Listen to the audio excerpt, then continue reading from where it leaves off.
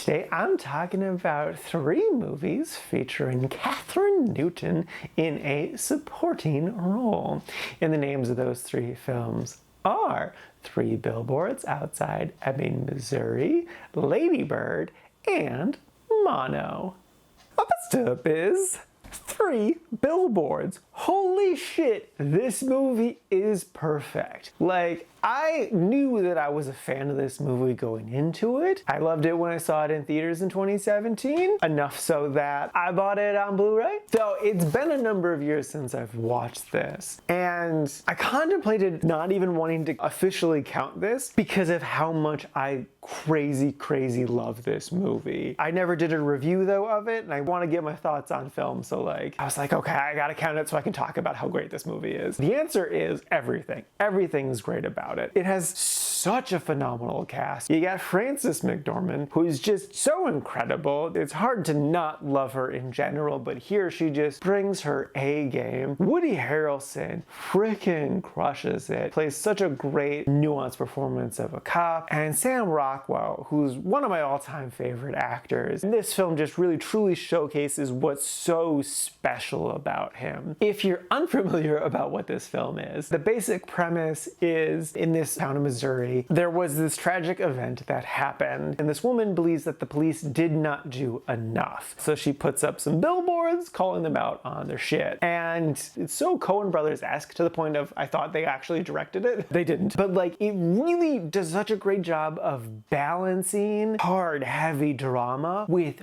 freaking hilarious moments. Like, this movie is so funny. Like, I had to stop it at one point and laugh really hard. Part of the reason I stopped too was just how freaking brilliantly written that moment was, as well as executed by the actors. It really truly is such an amazing cast. Every single actor brings it and crushes it. I named the top 3 Bill, but like, man, really everyone here is just top notch. I really loved how flawed everyone is. Like, you're definitely kind of rooting for people and you're rooting for things to happen, but everyone has a character flaw, and like, no one's perfect, no one's a saint, everyone has their fault. Like, Sam's character is a really good example because he's just a child who can't control his emotions and needs his mommy. And yeah, he does some truly awful things, but it's clear he really doesn't understand what he's doing. Like, he doesn't understand how his actions are so dramatically affecting other people. But maybe he gets a little character arc and does eventually kind of understand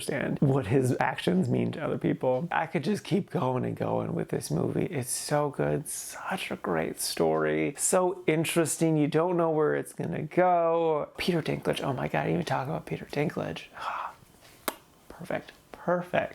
So yes, no, highly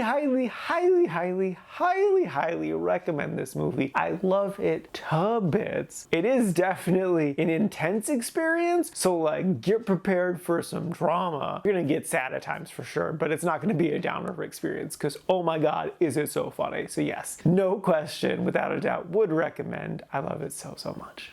Next up is Lady Bird. This is another 2017 film I have seen before, and the basic premise is it's about this young high school girl who's just kind of struggling with life. I feel like it's safe to say this is the film that made everyone love Greta Gerwig. Probably the same for like Saoirse Ronan as well. And rightfully so. It definitely is a very well made, interesting experience of a film with these really like shocking moments. I remember when I first watched it being so incredibly blown away by it, but this time around, I definitely still enjoyed it a lot. It's it's my top ranking, but it really just didn't hit me as hard this time around. And I'm not entirely sure what it is. Maybe it's just kind of like the more shocking moments didn't shock me this time. Maybe I've just kind of seen too many people talk about it to really kind of let the story itself wash over me. It could also be because like, it feels so much more obvious to me that this is really a nostalgia film. It's hardcore a nostalgia film, and I'm not a fan of nostalgia films. They're definitely way more of an uphill battle for me to enjoy. There are definitely nostalgia films that I love. Back to the Future is a classic example, but those to like really hit me have to do a little bit of extra work. I know I'm being so negative right now, but I do still really love this movie and really enjoyed it. It's definitely without a doubt an incredibly well-written film, a well-acted film. Everyone gave really great performances. I loved Beanie in this. Beanie is always so great. Oh my god, Timothée Chalamet is so ridiculous in this. I loved him. He's definitely like a type that we've all seen in high school. Too cool for school type. And boy oh boy is he just that.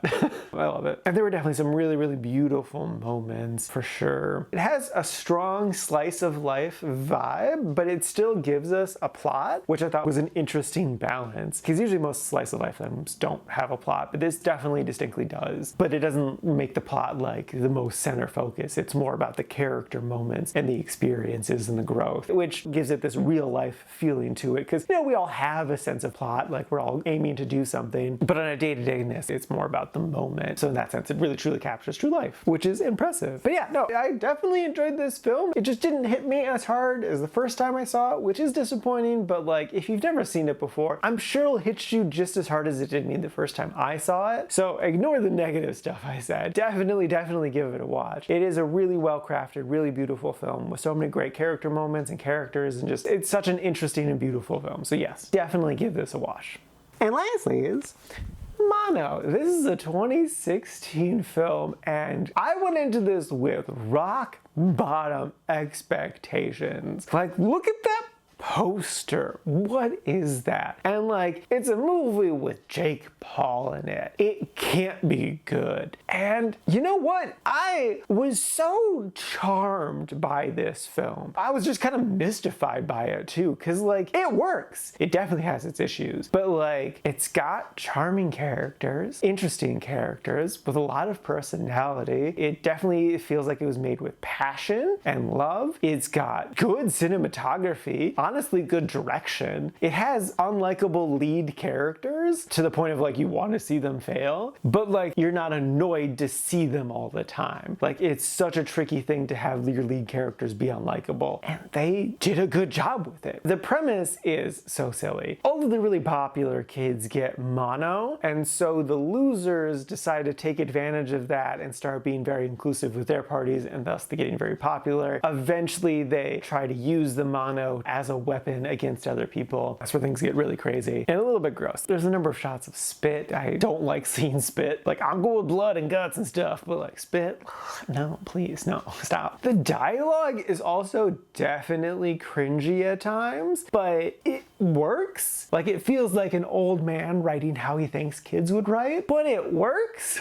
I don't know. It's hard to describe. It just kind of is in this magical place of being weird, but great. The whole thing is definitely a giant love letter to 80s teen movies. It wears that with a sense of pride. It's not hiding it whatsoever. Literally, Homecoming is themed 80s, and the references are right there in your face. But it's easy to kind of look past the references to get to like the meat and potatoes of the story. And honestly, I think what really helped the film is that it's not just about the two main boys. It has so many other characters, like so many other characters, like people you would think wouldn't get a line in a regular film, got a line here. And not only did they get a line, they got a little arc, they got a little adventure that they went on. So like, you're just excited to come back to whoever to see these people again. And of course, I really like seeing Kathryn. Kathryn's always a delight to see. They utilized her well. She's more than just a pretty face. She's definitely, maybe not fully three-dimensional character, but a character with more depth than you might expect for this type of movie. So yeah, no, I thought this was a really interesting experience. Would I recommend it? Yeah, honestly. And it's not going to be like a life-changing movie, but it's just like a nice little movie. Like, if you just want kind of something you can turn your brain off to, you don't have to think too hard with, you know, just kind of go with the vibes. Yeah, no, this is definitely like a nice vibey movie. So yeah, I'd recommend it. Just again, keep your expectations lower, but it's good. It's definitely good. Alrighty, now for today's rankings. First up, we got 3 Billboards outside Ebbing, Missouri, sitting at number 6 in the really like section. Told you I loved it. And then after that is Lady Bird, sitting at number 46, again in the really like section. The really like section's really big. And then bringing up the career is mono, sitting at number 144 in the liked section. And this have a total of 237 old movies so far this year.